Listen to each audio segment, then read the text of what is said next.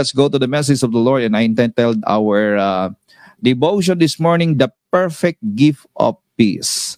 Pakisulat nga po ninyo yan, The Perfect Peace of Gift. Na tayo po ay matutunang pumayapa sa panahon po ng anumang sitwasyong ating kinakaharap, sa panahon ng bagyo ng buhay o sa mga literal na bagyo na dumaratong katulad po ng ating pong pinagdadaanan na bagyo sa bansang Pilipinas ngayon, o bagyo sa pamilya, bagyo sa finances, bagyo sa anumang pong mga persecution sa buhay nating mga Kristiyano. Meron mang hindi mga nakakaintindi o nakakaunawa sa atin. Let us learn to stand in peace.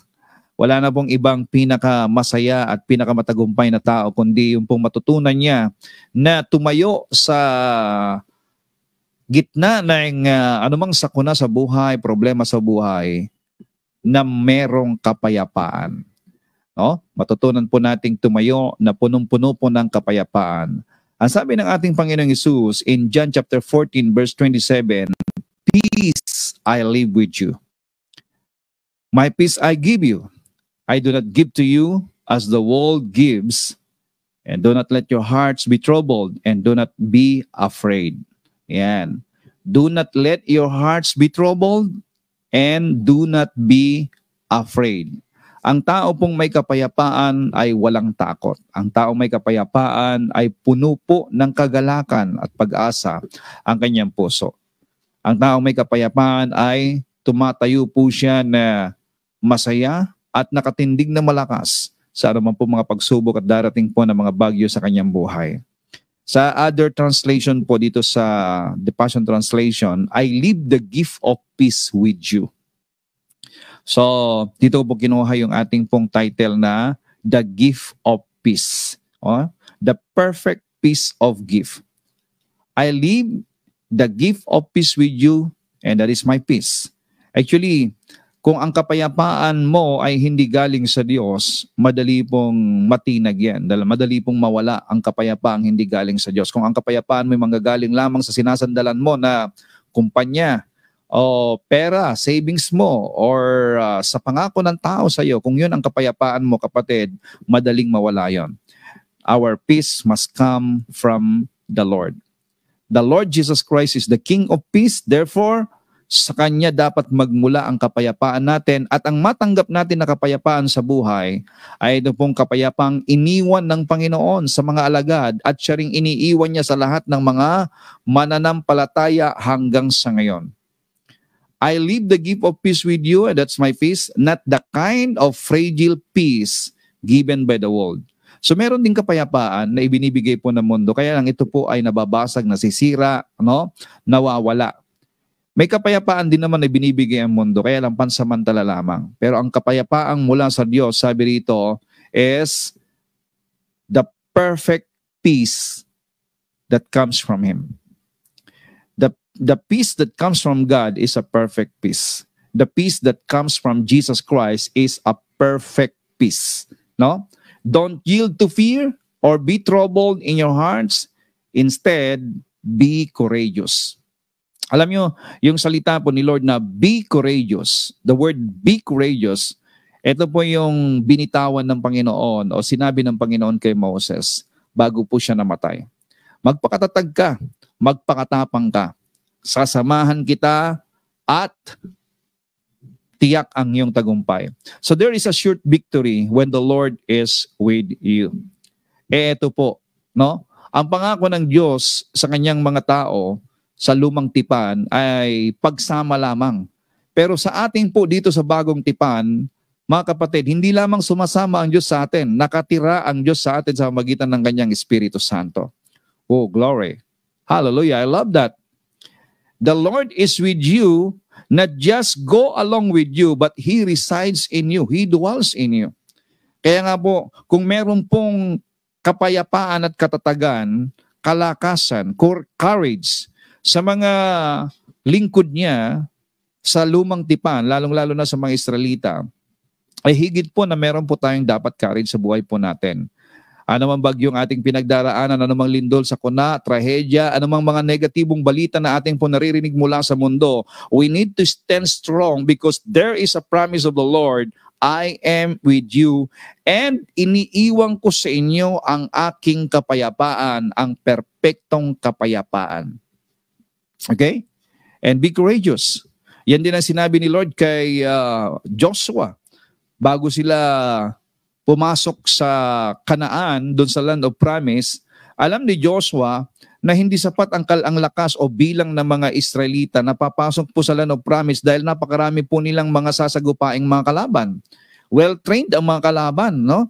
At handa ang mga kalaban na ipagtanggol ang kanila pong mga tinitirikang mga lupain na inaakala nila na yun ay lupa nila, pero yun ay pangako ng Diyos sa mga Israelita.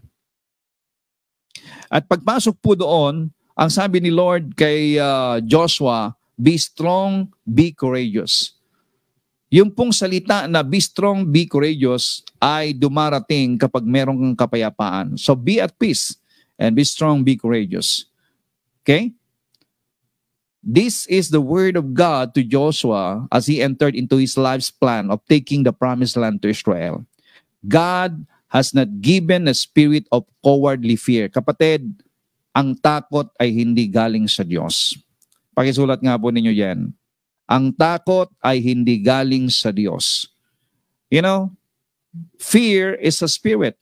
As sabi ng 2 Timothy chapter 1 verse 7, God will never give you the spirit of fear.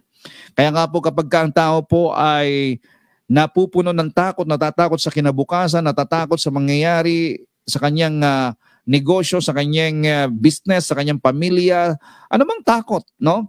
Na magbibigay sa iyo ng kalungkutan o deterioration of your health, na nawawala ang iyong kapayapaan, that is a spirit, and that spirit is not of God. Hindi po mula sa Diyos ang anumang espiritu ng pagkatakot. Ang ibinigay sa atin ng Panginoon is the Holy Spirit. He gives you mighty power, love, and self-control. Yan pong binigay sa atin ng Panginoon, the Holy Spirit. And that Holy Spirit, there is a spirit of power and spirit of love and spirit of self-control. Glory to God. Kaya mapapalad ang mga tao po na nag-ooperate dito po sa espiritu ng kapangyarihan, espiritu ng pag-ibig, at espiritu ng pagpipigil sa sarili, espiritu ng kapayapaan. So, let the peace of the Lord be upon you. Alam nyo, ang mga Israelita po, ang mga Hudyo, every time po na sila po'y nagbabatian, ang kanila pong greetings to each other is shalom. Shalom, shalom. Merong kanta po ni Father Archino, Shalom, Shalom, Jerusalem.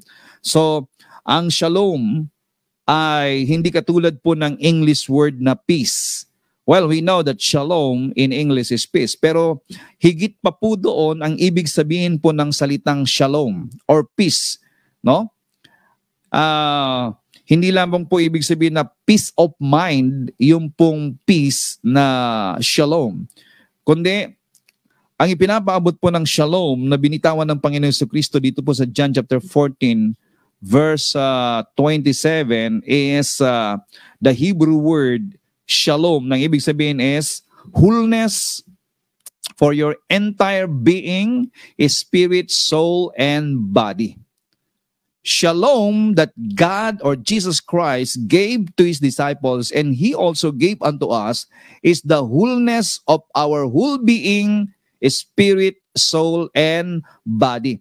Kung paano po perpekto ang ating espiritu, puno ng kagalakan ang ating espiritu, punong-puno ng pag-asa ang ating espiritu, that must be the state of our soul, our mind, our will, our emotion. And even in our body. So in our body, there must be a wholeness in our body, perfect health in our body. So, ibig po sabihin nito, no? That the shalom, the wholeness to our being means having a sense of completeness and soundness. We have this completeness and soundness. In other words, shalom encompasses your prosperity, your health, and total well-being. Wow. Meaning, nothing missing, nothing broken, And walang kakulangan sa ating pong buhay. That is the shalom, the wholeness. Nothing missing, nothing lacking, nothing broken. Yan po ang ibig sabihin po ng shalom na iniwan ni Lord sa kanyang mga alagad at ibinibigay niya, espiritu na ibinibigay niya at ipinamala niya sa lahat ng mga sumasampalataya sa kanya. Okay? Completeness, wholeness, it encompasses beyond, okay, what the human thinking can understand. A prosperity, not just a prosperity of man or prosperity in this world, but a prosperity that comes from the heavenlies. And good health, not just a good health na walang sakit, kundi it is a divine health. The life of God, the health of God be upon you. That is the shalom na iniwan sa atin ng Panginoon. Alam niyo nung sinabi po ni Lord ito dito po sa John 14:27, He did not use the English words na peace. He would have used the Hebrew word shalom. And shalom, I live with you. My shalom, I give to you. I live with you. Yung pong salita po na live, iniiwan ko sa inyo, sabi po sa Tagalog, ay sinasabi po niya dito na, ibig sabihin po nun ay bequeath. Bequeath, meanings the way a rich man bequeath his estates to his beneficiary. Yung iniiwan, yung bang ipinapamana, no? May tagapagmana doon sa estates or yaman ng isang tao. Ibinibigay sa kanya. So ibig sabihin, ibinibigay ko sa iyo ang aking kapayapaan. Ibig sabihin, yung pong fullness of peace, fullness of shalom of Jesus Christ, nung siya po'y nandito sa mundo, iniiwan ko sa inyo. Individually, ibinibigay niya sa mga alagad at ibinibigay niya rin sa atin. Mga kapatid, that is the shalom. That is the peace. That is the wholeness of peace, the perfect peace that God is giving to us upang nang sa ganon, anuman ang ating pong mapagdaanan dito sa mundong ito. Anuman po ang bagyo, lindol, tsunami, o anumang pong trahedya ng buhay, anuman pong mga digmaan at mga nakakatakot na mga pangyayari na madadaanan natin sa mundong ito, we have this shalom. This wholeness, completeness, nothing missing, nothing lacking, nothing broken life. We have the peace in our hearts. Wow. So the disciple have been excited when they heard that Jesus was bequeathing them his shalom. Ibinibigay sa kanila yung shalom na to. They must have known that to receive his shalom was to have his health. Okay. We must understand, to receive this shalom that God has given unto us, iniiwan ko ang aking kapayapaan. Ibig sabihin po, yung kapayapaan na ito, yung shalom na ito, ay kasama po yung kalusugan. And because, you know that Jesus Christ, nung siya po nandito sa lupa, hindi po siya nagkasakit. So may the wholeness of the Lord, the health of the Lord be upon you. At kung anumang sakit at karamdaman sa iyong katawan, ngayon, I speak the shalom, the wholeness of health of our Lord Jesus Christ be upon you right now in the mighty name of Jesus Christ. You have a shalom in your internal being, in your kidneys, in your heart, in your intestine, and in every parts of your being, of your organ, in the inside of your body. In the name of Jesus Christ, I speak shalom in Jesus' name. Wholeness, completeness, health in the name of Jesus Christ. So yun pong ibig sabihin, yung shalom na iniiwan niya, he bequeathed, meaning ito po ay kanyang ipinapamana sa iyo, ang kapayapaan, the completeness, the wholeness of life nung nandito ang Panginoong Jesucristo sa lupa. Ang isa pang ibig sabihin po ng shalom na iniiwan sa atin ng Panginoon, to have his shalom also means never being lack. Hindi kailanman nagkaroon ng kakulangan ng Panginoong Jesucristo nung siya'y nandito sa lupa. Because Jesus was never broke. Hindi po siya na broke. Hallelujah. And I speak in the name of Jesus Christ right now, the shalom of prosperity, the shalom of the fullness of everything you need, your provision be upon you right now. Receive it in Jesus' name. Come on. Yan po ang shalom na iniiwan sa atin ng Panginoon. I leave unto you, I bequeathed unto you, the Lord Jesus Christ says. So whenever Jesus Christ needed money, money was there. Minsan nga, kailangan nila magbayad ng tax. Ang sabi niya kay Pedro, mamingwit ka at yung makuha mong isda, may ginto sa labi. Oh. Sa mga matungkulin po natin, kailangan po nating bayaran. Sa mga dapat nating bayaran, tax sa government, we have to pay our taxes. We have to give what is due to Caesar, and we have to give what is due to God.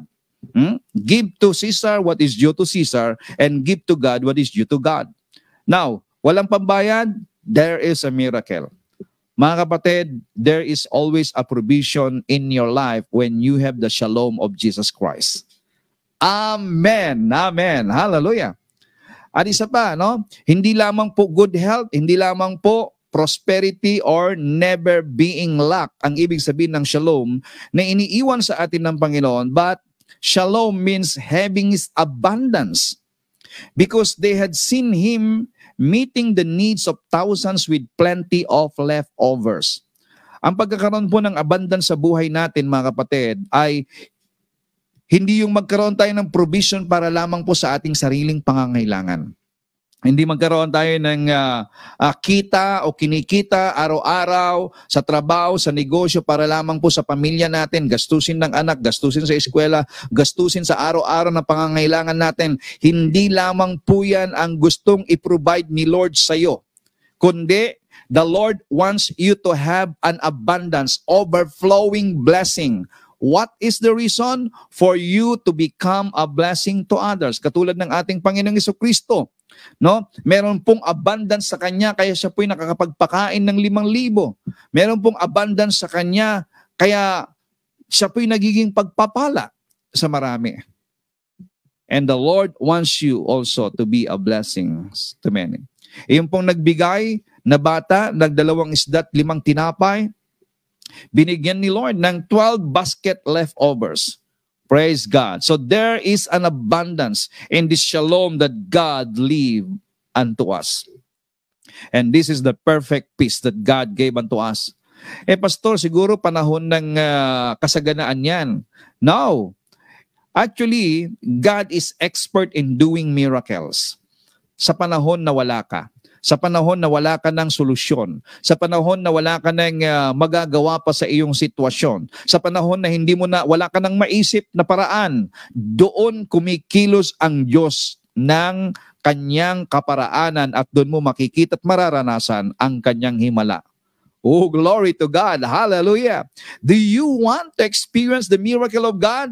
When you have in a time of, badly needed of anything, then there, just be at peace.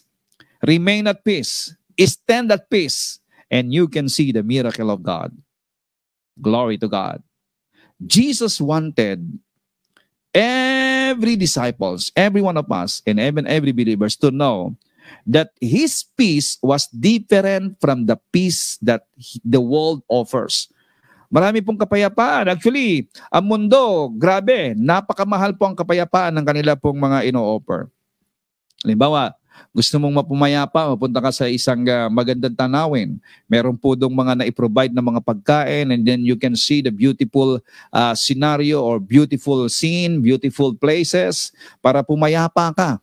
Pero alam po ninyo, magastos yun. Pangalawa, ay pansamantala lang. Habang nandoon ka, makalimot ka saglit sa anumang problema mo. Pero ang kapayapaang ibinibigay sa inyo ng Panginoon ay hindi po siya temporary. The peace that the Lord Jesus Christ gave unto you is eternal peace. It is a peace that will bring solution to every problem, to every difficulties, to every burden that you are in, my friend.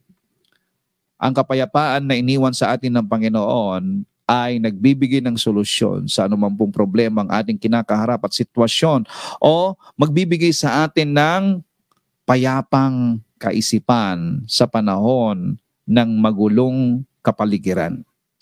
Glory to God. So, magkaiba po ang peace ng mundo at peace na binibigay sa atin ng Panginoon. So, If you miss this peace of Jesus Christ, then you can never enjoy life here on earth, my friend. I tell you, you can only enjoy this peaceful life when you receive the peace that Jesus Christ gave unto his disciples and to every believers here in John chapter 14, verse 27. His peace would change whatever trying circumstances that beset you, my friend.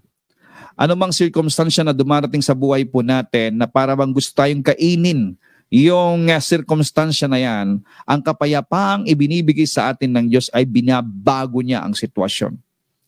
That is the peace of Jesus Christ. Christ is the King of peace.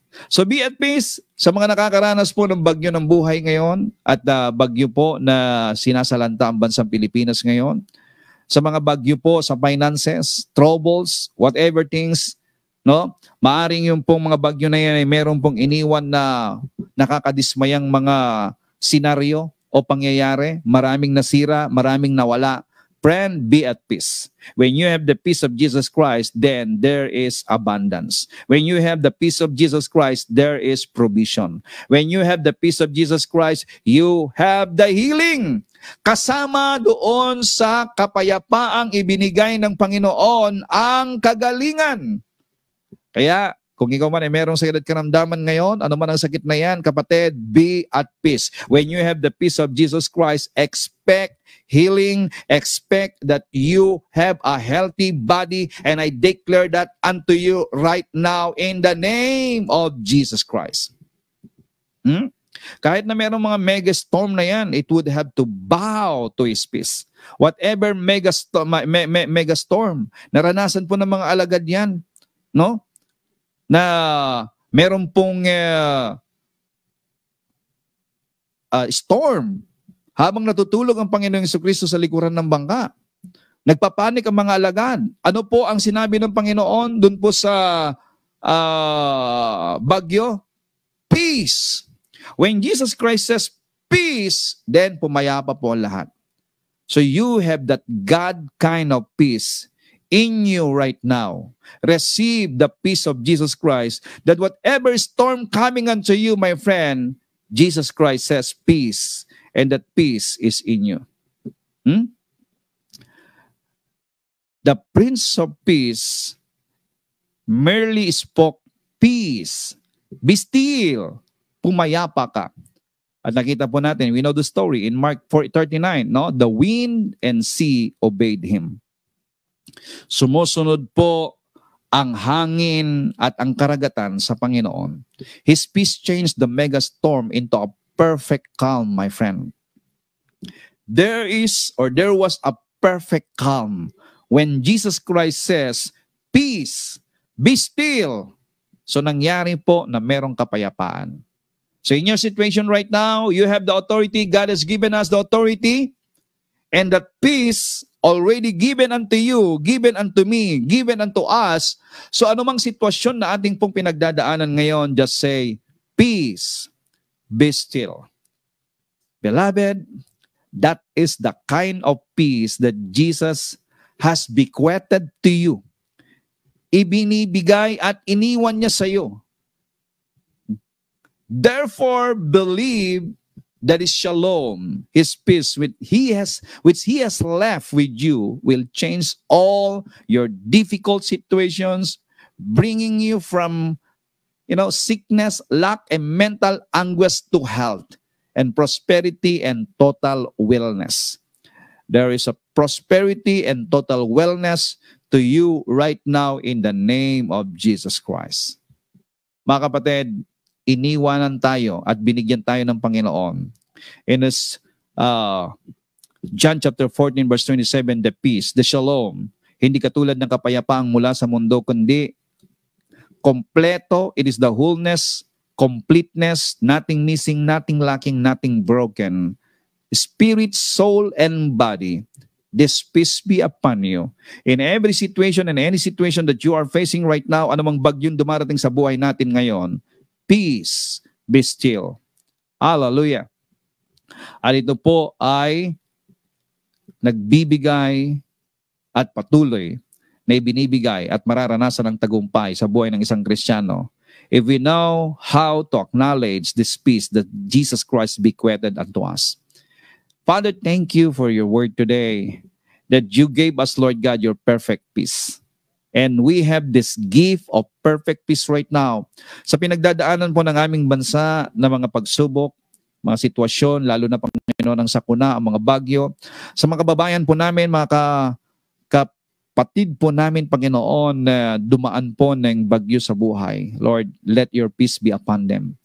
Let your peace be to our kababayan dyan sa Bicol, dyan sa Norte, Panginoon, dyan sa Visayas, and even in Mindanao, Luzon, Visayas, Mindanao, and even our OFWs na dumaranas ng anumang mga pagsubok, anumang pong mga kalungkutan, anumang pong mga weariness, Lord God, right now, I speak the peace of the Lord be upon you.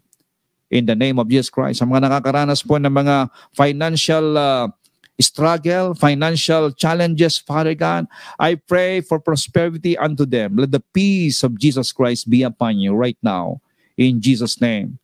At maging sa mga nakakaranas ng mga sakit at karamdaman, anumang sakit at karamdaman, let the peace of the Lord be upon you right now. I speak it. Receive it in Jesus' name. Sabihin mo, I have the peace of Jesus Christ. I am whole. I am complete. Nothing missing, nothing lacking, nothing broken in my life. I have prosperity. I have abundance. I have the wholeness of health. In the name of Jesus Christ, say that word, and I tell you, it will be upon you, and I seal it with the power of the Holy Spirit, and in the mighty name of Jesus Christ. Amen and amen. Hallelujah. Oh God, thank you for this peace, Lord. I can feel your peace from within me, in my whole being, spirit, soul, and body, in Jesus' name. Praise God, praise God. Maraming salamat everyone for again joining us this morning. And again, may the peace of God be upon you wherever you go. And if you want to hear more of our messages, once again, nandiyan po ang ating pong YouTube channel, Pastor Walter Official. You can subscribe at ma-notify po kayo sa bawat inilalagay po natin na mga new videos po natin. So we have more than 300 videos na po dyan.